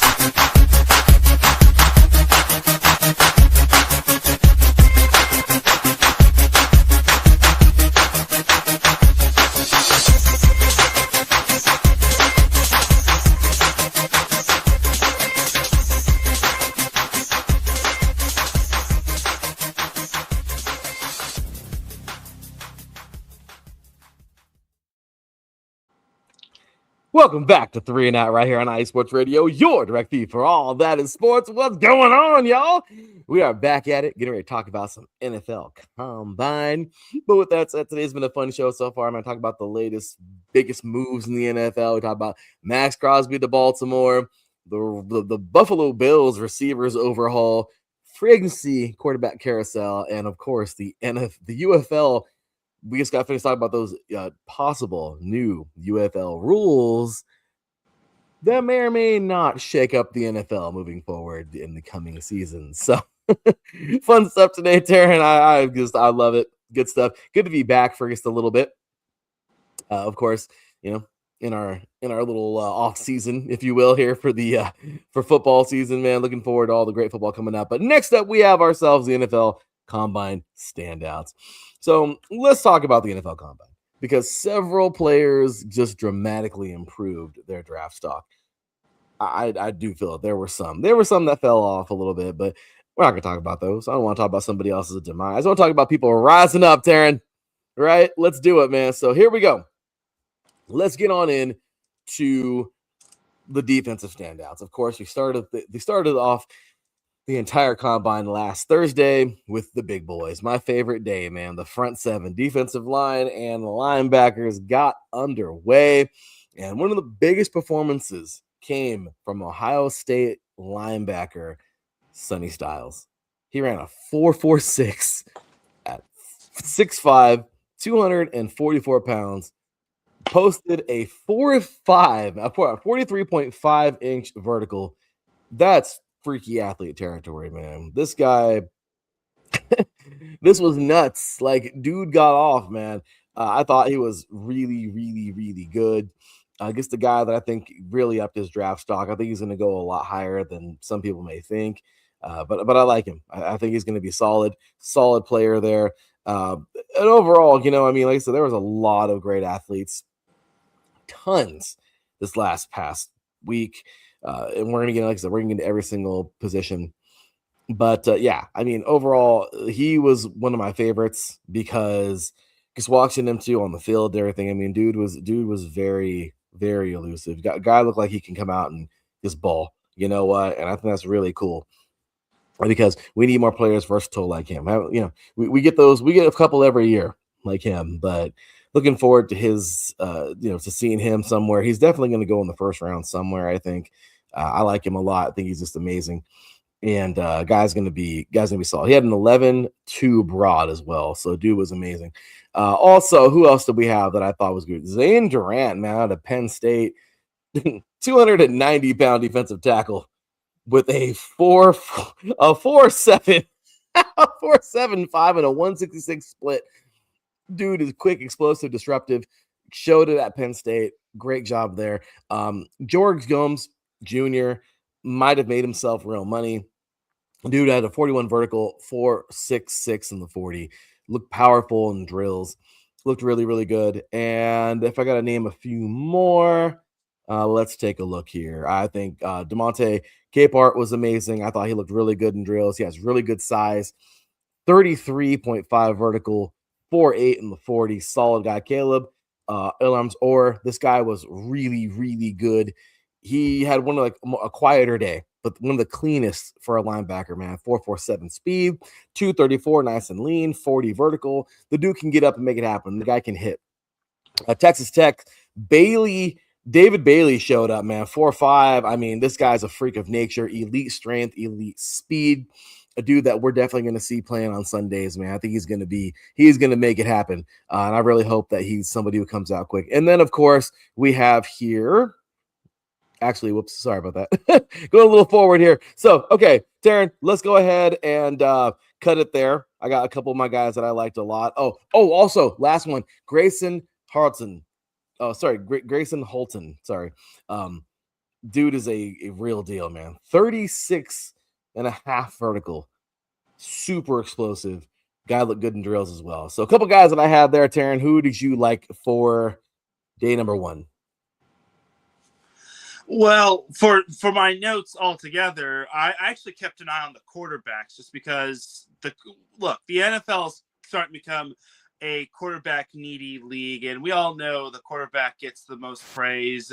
Like I don't want to say that to like diminish all the others, but one player that I thought stood out was Talon Green, who actually broke Anthony Richardson's combine record in terms of the vertical jump. He had 43.5 inches in a 40 dash time of 4.36 seconds, which I thought was pretty darn awesome, if you ask me. And Drew Aller, I also got to say this about Drew Aller. He had a season-ending ankle injury, and he was really impressive when it came to throwing the ball, and his draft stock really increased. And a running back to keep an eye out for, everyone's talking about Jeremiah Love from Notre Dame. Keep an eye on Mike Washington Jr. from Arkansas. He has the size speed when it comes to making him a prospect in terms of the draft. And keep an eye on Ty Simpson as well. He might be either an early day 2 pick or maybe even a first round pick, just because even though Fernando Mendoza is going to go to the Raiders, you have to see some of the other quarterback needy teams like the Jets. The Jets could probably take Ty Simpson. I think Ty Simpson has more of a ceiling than Drew Aller does. I mean, unfortunately, Drew Aller did suffer that ankle injury, but Aller's worked his way back from the ankle injury. So I think those are some standouts from that regard. Brendan Thompson is someone who I thought stood out in terms of the 40-yard dash, which I thought was really cool. And then Zane Durant, like you mentioned, he was great. Caleb Proctor, also good. Xavier Brown was also spectacular in terms of like the 40-yard dash. So those are some of my standouts. Oh, definitely. But did you watch day 1 with the big boys? Yeah, I watched some of the day 1. Yeah, we had some stars there, man. So okay, so we're gonna go in order though. Okay, so day 2 now. Okay. You're good. But yeah, day 2. So that was good for day 1. I really like that a lot. Day 2, man, tight ends and DBs, man. Overall, this was man. Sadiq was great. Kenan Sadiq had one of the most impressive workouts of the entire combine. 4.3 for a freaking 40. This is the fastest time ever recorded by a tight end at the combine, man. That was freak of nature speed. I mean, you just don't see it, man. That's about as crazy as it gets. Dude jumped an 11.1 broad. I mean, 43.5 vertical. I mean, just insanity, right? Eli Stower is another guy who I think is a freak of nature. He's going to go extremely high, man. I really think this tight end class last year was great. This year is really good too. 4.5 speed. I mean, just solid player there. Dylan Thieneman, another guy who I think was really, really good. Good hands, production. He's a first round guy for sure. And it was just pretty cool to see it, man. You know, seeing these guys go out there and just make it happen. It was really solid. Now, when it comes to DBs, you gotta love, and you know what, really quick, I totally forgot something that I wanted to do today too. I wanted to make sure that we were mentioning, of course, these guys as high schools, because again, Teran, we cover it all here on 3 and Out. So pretty cool to mention, you know, where some of these guys came from. Pretty cool. Because I'm about to talk about Mr. Chris Johnson. And where did he come from, Teran? Chris Johnson. Modern day high school. Oh, wow. Chris Johnson? Why does that name not ring a bell though? Like, I don't know. Dude was a beast. It must have been like a while ago. I know, yeah. Like Xavier Brown came from Modern Day. Yeah. Oh yeah. So again, man, I mean, just solid stuff here. I mean, this guy's amazing. Chris Johnson had one of the cleanest corner workouts of the day. 4.4 speed, 38 vertical. Dude was fluid, very, very smooth in his drills. He looked like he's just comfortable out there, you know? And that's awesome to see, because you want that. You want that kind of confidence in a player, you know? So I thought that was really cool. Just seeing him out there going through the motions, but not like he's going through the motions. He looked good. So really cool seeing that. And I will say a couple guys, even from day one, man, David Bailey, St. Thomas Aquinas. There you go. Florida. Okay. We talk about that school all the time in high school. Reuben Bain, Teran, if you remember a couple years ago, Central High School. Remember them out of Florida, Miami? Yes. Well, Bain was a part of that crazy team that nearly won a national championship as a public school. Okay. Kenan Sadiq, Skyline High School out of Washington State. Eli Stowers, Geyer High School. Shout out to them from Texas. Modern Day High School, of course. Chris Johnson, corner. Another guy, like I said, who's Thieneman, Westfield High School in Indiana. We had another guy that I really liked a lot, Lorenzo Stiles Jr. Dude was a freaking beast. Really good 40 time. Fastest of the combine, 4.2. 4.27, man. 39 vertical. He was amazing. Now, some of these guys did not participate in the Senior Bowl. I know a couple of them didn't. Let's see here. We did not see, of course, Sony Styles didn't need it. Wasn't out there. I do believe who else did not participate. David Bailey did. He was one of the best edge rushers, of course, in that entire week, and of course during the game. Reuben Bailey did not test at the Reuben Bain was not at the combine, by the way, and did not attend the Senior Bowl. He's got everything he needs. I mean, 9.5 sacks, 83 pressures. Guy's going to go extremely high no matter what. Those are the day one guys. And then day two guys, man, like I said, we've seen Sadiq. He did not participate in the combine. And again, just one of the fastest tight ends since 2003. 52 catches this year, seven touchdowns, 725 yards. Dude is going to go somewhere in the first round. But a guy who did participate as a tight end from the Senior Bowl this year, Eli Stowers. Again, Geyer High School, Texas.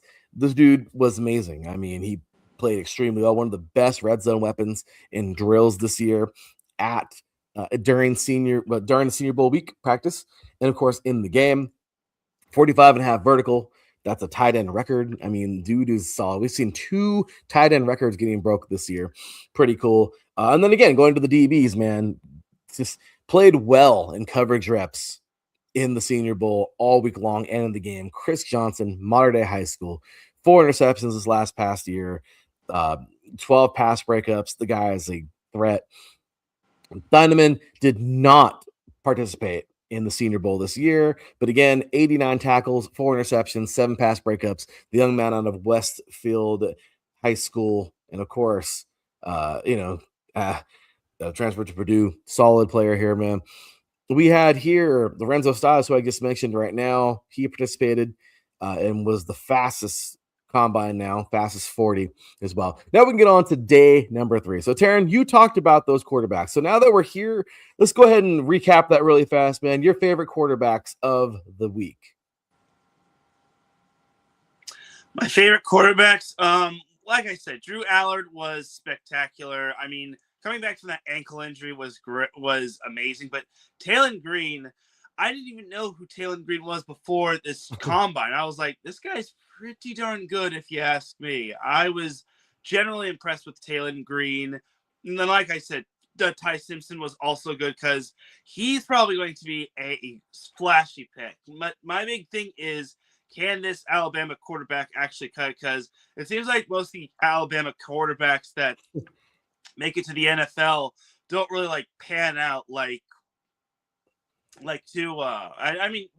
kind of the exception with Jalen Hurts, but he went to Oklahoma as well. So, but you look at the others like Mac Jones and Tua, they haven't really panned out. They haven't really expanded and flourished in terms of the NFL. So I think Ty Simpson, all eyes are on Ty Simpson. So, I mean, he had some mistakes, but Ty Simpson was solid. I just think Talon Green was just someone who really caught my eye. Yeah.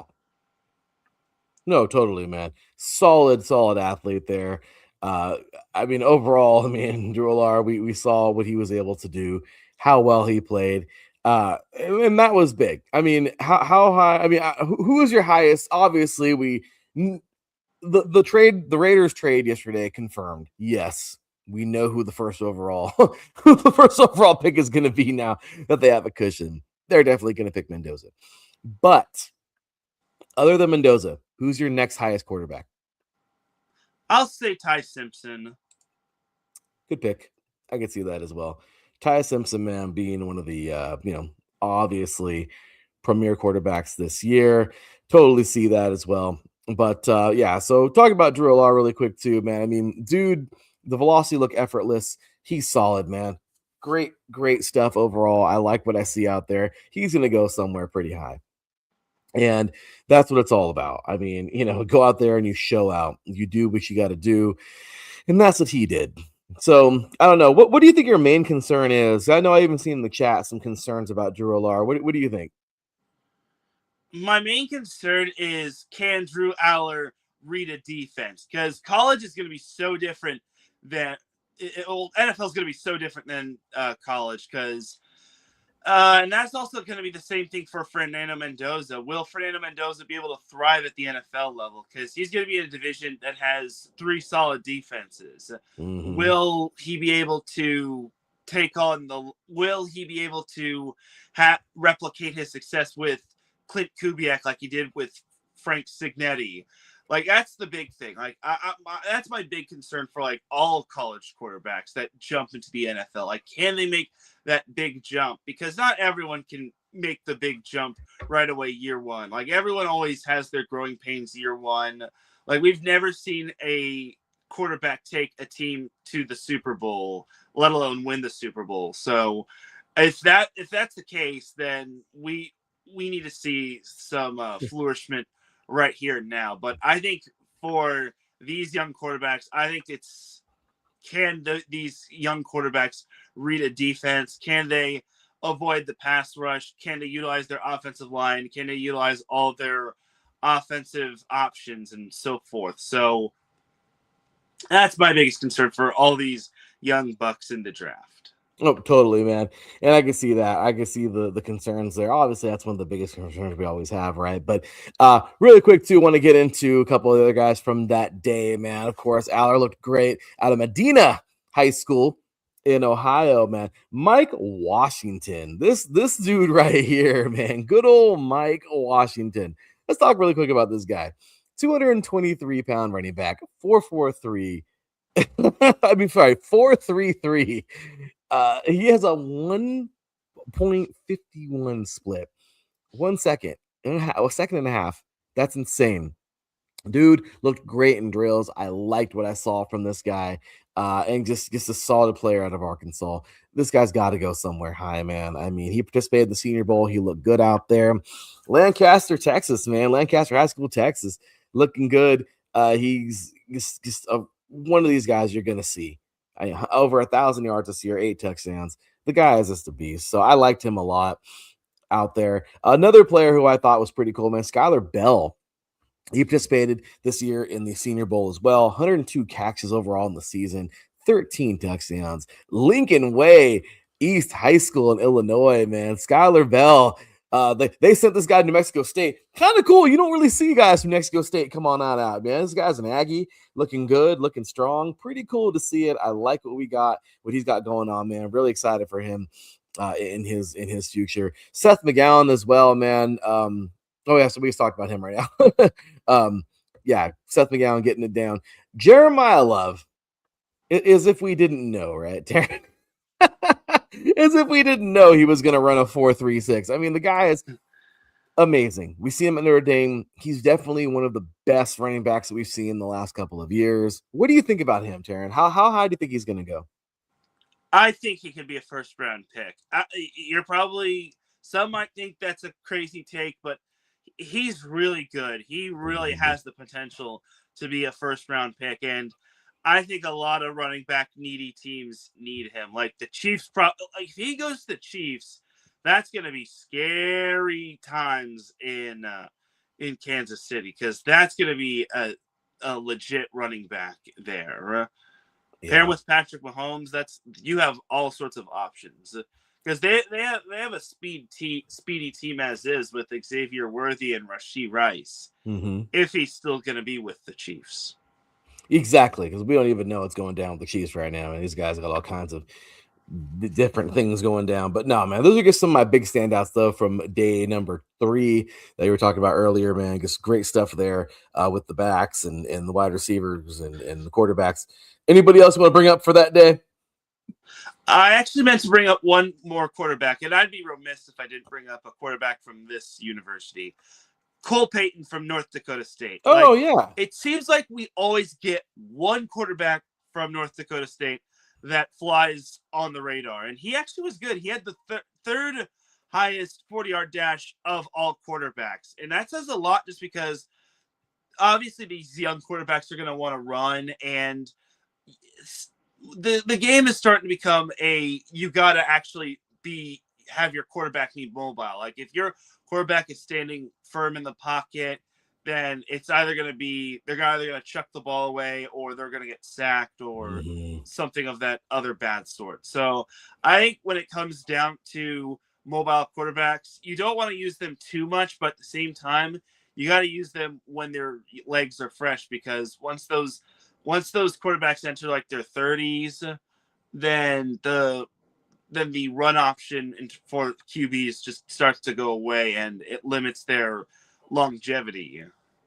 No, definitely, man. And good call there. I forgot about that young man out of North Dakota. Great stuff there.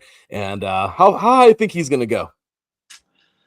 Cole Payton, man.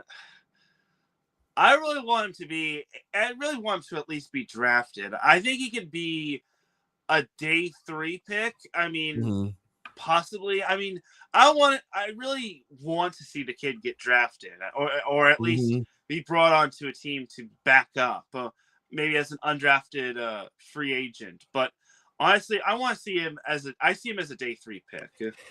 I think he will be as well. Solid kid though, man. I mean, the dude played so well. I mean, again, just another North Dakota guy that we've seen, Easton Stick in the past. Obviously, who else, Teran? Who was the big one? Trey Lance. Okay. Oh, there was another one in there. Do you remember? You don't remember? Easton Stick, Trey Lance. Come on. I'm blanking on the name. Carson Wentz. Oh. Yeah, I forgot Carson Wentz. So we've seen a couple guys come out, man. That's a name that seems like he's been in the league forever. So yeah, exactly, man. 10 years now this year. But yeah, a guy from was drafted in 2016. So I mean, crazy to think, man. But Trey Lance, Easton Stick, will he be that next dude? I mean, actually, what was his name? There was another one, another quarterback that was drafted last year. Miller. Cam Miller. Oh yeah, Cam. Yeah. So I mean, yeah, man. I mean, it's scary. Like, like I say, it's pretty cool seeing it. I want to make sure that we obviously cover all the bases, and I agree. I think that'd be really cool to see him out there, somewhere in the league, backing somebody up, and maybe even getting his chance. And then, of course, Teran, off to the big boys. Week 4, day number 4, Max Ionanker. This guy, I hope I didn't butcher his name, but 4.940. Dude was amazing. Benched all day long. Did an amazing job. 221 pounds. Played in the Senior Bowl. Participated in everything. Dude is a strong pass rush protector. I mean, just awesome stuff, man. Arizona State beast coming out of Liberty, by way of Liberty High School, Nevada. Dude's a monster. I could see him going first round. Monroe Freeling, another monster, man. Did not participate in the Senior Bowl this year. Oceanside Collegiate Academy in South Carolina. Started multiple seasons at Georgia. Just a total monster that we're going to see somewhere doing this thing. Chase DeSantis, another one. Participated in the Senior Bowl. Played well. Strong interior pass protector. Former freshman All-ACC. Don Bosco Prep out of New Jersey. Of course, talked about those guys before. And 5'2", 40, 32 vertical, solid there. Logan Jones, another dude participated, looked really good. Excellent zone blocking, man. This guy is amazing. He's actually a former wrestler. turned offensive lineman. 4'9", 40. He was the fastest offensive lineman.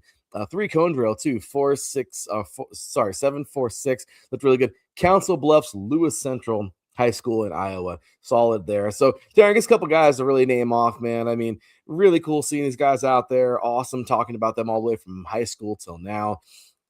But really great stuff. Emmanuel Pregnon, another guy who just looks solid out there, who we're going to see extremely well. The guy that I think is everybody loved, man. This guy is just a freak of nature. Awesome dude. Spencer Fano, another guy is just great. He's going to be playing it all. I mean, he's awesome. I love seeing this guy out there. He is a guy that they talked about him. They even gave him the microphone, man. I know you know this guy is, man, out of Utah. And he even said it. I'll play anything. He's taking snaps. I'll play center. I don't care. I just want to play in the league. And you know what, man? This kind of shows you that kind of hunger, man. This guy is just an all around great person. It seems like, and I like what he's got going on, man. So I think he's going to do really, really well. He even said he believes some of his boys should be here, from Utah, some other guys. And I love that. I love that about him. I think he's somebody who just wants to bring everybody to eat. He's a solid player, great guy overall, and just a solid athlete, man. The guy can play some football. So he is from I forgot what high school he was from, but dude is just a Timpview High School. So there you go. Somebody that wasn't even really on our radar. But yeah, I mean, just a freak of nature. Did you get a chance to check him out this year? I'm sorry, what? Did you get a chance to check him out this year? No, but you mentioned Spencer Fano. I really I was just talking about him right now. I'm sorry, what? I was just talking about him right now. Yeah, you took the words right out of my mouth. He was the offensive lineman that I really thought stood out. He was spectacular. And I think you could put him in any position on any offensive line on any team, and he'll excel. I think he was absolutely spectacular. And you also mentioned Max Ionanker from Arizona State. Also solid. I thought he was really good as well, because I'm anticipating my Chargers to pick an offensive lineman if they want to, not have a makeshift offensive line, because you got to have offensive line depth, and you can't just sign and trade for offensive linemen, because obviously you never know how old you never know if their age catches up to them. But Spencer Fano, Max Ionanker are a couple that stood out. You also had Jalen Farmer out of Kentucky, who I thought stood out. You mentioned Monroe Freeling, who I thought was really good. And then you also had a couple centers, Logan Jones, who was great. And then the center from Alabama, Parker Brailsford, he was great as well. So I thought those were some offensive lineman standouts. Big time, man. So these guys got after it. Awesome stuff. And there you go, Terrence. So DJ Campbell also was really great too. I forgot to mention him. He was good. No, good. I did not mention him either. Good pick up there at the end. Way to pick it up. A guy I love, Emmanuel Pregnon. We'll end on him, man. This guy's a freaking monster out of Oregon, man. Out of Thomas Jefferson High School, by the way, in Denver, Colorado. Dude is just another freak of nature beast guy that I guess I cannot wait to see him play in the NFL. But yeah, man. So awesome stuff there from these guys. Let's have a little bit of fun with the draft order really quick before we're out of here, man, because this is going to be fun. The team controlling the entire draft right now is the Las Vegas Raiders. They have pick number 14 and number 1. This gives them enormous leverage. They got one right at the very beginning and one basically right there in the center. Obviously, the halfway point is pick number 16, but they're right there. These guys get 2 picks before that pick. So pretty cool, man. This gives these guys, again, enormous leverage. The right now, at the moment, the top 5. We got number 1, the Las Vegas Raiders. Surprise, surprise. Number 2, the New York Jets. Number 3, the Cardinals. These teams suck. Number 4, the Titans. And number 5, the Giants. And right now, the player most commonly projected to go number 1, obviously, Indiana quarterback Fernando Mendoza. But the real question is, do the Raiders actually make that pick? Or do they trade the selection to a quarterback needy team? That might move, these guys, I don't know, the Giants, Titans, Vikings, we'll see. But the Raiders need everything, so it'd be stupid for them to not pick. The only reason why I bring this up is because the Raiders are stupid. Yeah, it's my team. I can say what I want, but it's historically true. So possible early draft fits. Right now, here's some early projections that I thought. Raiders, yeah, it's a no-brainer, but then again, I doubt. Sometimes I question if they have a brain or not. But quarterback Fernando Mendoza, obviously, to the Raiders. I could see an offensive tackle going to the Jets again. I mean, what you need everything, but protection is kind of the first thing you should do. Same thing with the Cardinals. I can see another offensive lineman going there. Titans need a quarterback like they need. I mean, this team is, I don't even know what to say about them. Like the Titans need everything too. But this team might also be in the market for a quarterback. Giants, quarterback or offensive line. Seriously, every single one of these teams could be quarterback or offensive line. So we'll see. But remember, we're still weeks away from the draft. Free agency could change everything. We'll see how that goes. But Teran, with that draft order, I mean, and the guys we just talked about, I don't know. What do you think? Who do you think could be going in those, at least in that top 5? So yeah, we all should pencil down Fernando Mendoza at number 1. I'm seeing from some drafts that the Jets draft Arvell Reese, which is not someone I thought they would go with because, well, for starters, Jets already have a solid defense, even though they didn't have one interception. But if anything, I don't think that's their main concern. I think their main concern is probably quarterback or offensive line. So, I mean, Arvell Reese, I'm seeing a lot of Arvell Reese at number 2. He would be great for any defense. So, but I think the Jets should either draft a quarterback or offensive lineman. The Cardinals, I'm seeing that they should draft David Bailey, which I could see that. Yeah, I mean, the Cardinals maybe have like one of the worst defenses in the league. I mean, they obviously can't just bank on quarterback forever. And their offense is solid. It's just a matter of defense. So I think David Bailey makes a lot of sense. Now, for the Titans, one draft has Ruben Bain going to them out of Miami, out of the U. And then another actually has Jeremiah Love getting drafted by the Titans, which it all depends. Do they want Robert Saleh is the head coach? He's a defensive-minded guy, so obviously Bain makes sense. But if you want to build around Cam Ward, draft Jeremiah Love. So you have that right there. And then in terms of the Giants pick, there's one draft that has Carnell Tate being drafted, and then there's also Sonny Styles. So you have John Harbaugh as the head coach. It all depends on what his preference is. I mean, the Giants have, they have Jackson Dart as their quarterback, and they have Cam Scadaboo and Malik Neighbors. Should they focus on defense? I feel John Harbaugh is more of a defensive-minded guy. Yeah. I think Sonny Styles would be great. I mean, the Giants pass rusher is already pretty solid, if you ask me. Yeah. It's just a matter of the sky's the limit for them. I think you can't go wrong with anything. So I just think that the Giants, they have the potential. It's just a matter of, I think defense needs to be their main priority because I think they just released one of their defensive captains last year. I'm not sure. Yeah, no, totally get you, man. And really, again, like you say, I would feel these guys would go quarterback or offensive line because I don't know. But then again, hey, playmaker. So I could see that. I could totally see Bailey going to the Cardinals or even earlier to the Jets. Why not? I mean, at this point in time, you're a mess anyway. It's trying to ruin any careers, but that's totally true. Bain, he's going to go somewhere early. I guess, again, if we have to look at a place that needs everything, obviously Tennessee would be a great place for him. Even New York would be a great place. Honestly, those 5 guys you just named, well, really, the Raiders are kind of a lock. But the 4 afterwards that you just named, they could all be twisted and fit perfectly on any of those 4 teams. I mean, and after that, I mean, what do we got? The Browns, the Commanders, the Saints, the Chiefs, the Bengals. I mean, we got all these different. So again, guys, be ready for us. We're going to have some fun.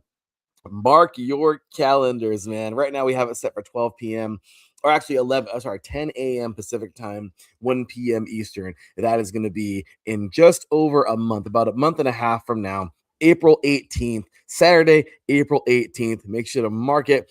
3 and Out mock draft show coming on up. We're going to have our boy, Mr. Mike Pat, with us and some others. We're going to be giving our mock drafts, going down the list, having some fun, talking about, this one's going there. We're going to have ourselves a little competition, as we always do. Who was the closest in our IE Sports Radio mock draft challenge? And there you go. So, Teran, that's all that good stuff. And, that's basically it. So, with that said, Teran, before we're out of here, I just want to say, unless you have anything else to add, but I do want to say, before we're out of here, I don't want to end on a somber note, but rest in peace to one of the greatest coaches to ever live, Lou Holtz, man.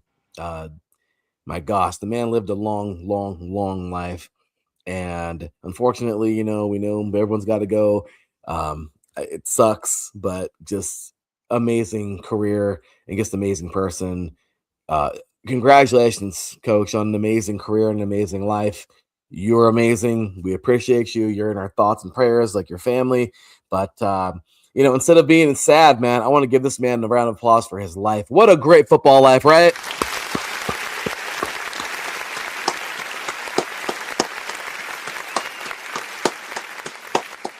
I know it don't mean much coming from us, Teran, as some podcasters here on IE Sports Radio. But again, Lou Holtz, man. I mean, if you didn't love Lou Holtz, if you didn't enjoy him as a coach, I mean, I know we're a little young for that, Teran. We didn't get a chance to really see him fully as a coach, but obviously as a commentator and all these years of just seeing him on TV and hearing his stories, and the man's amazing, and being able to see the games he's coached on YouTube and all that and everything, looking up the old games. This guy is just a football legend, man. So we lost a football legend last week, but just want to say, rest in peace. But yeah, Teran, well, let's go ahead and cue that music, and then we'll go ahead and get our final thoughts and everything when we're out of here, man. Let's do this.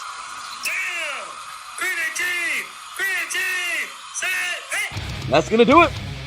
We are out of here for today, man. It's going to be a fun couple of weeks of free agency. I know we have the official free agency starting, if I'm not mistaken, the 11th, Teran, I think. At some point, it's always like 12 o'clock, some weird freaky time.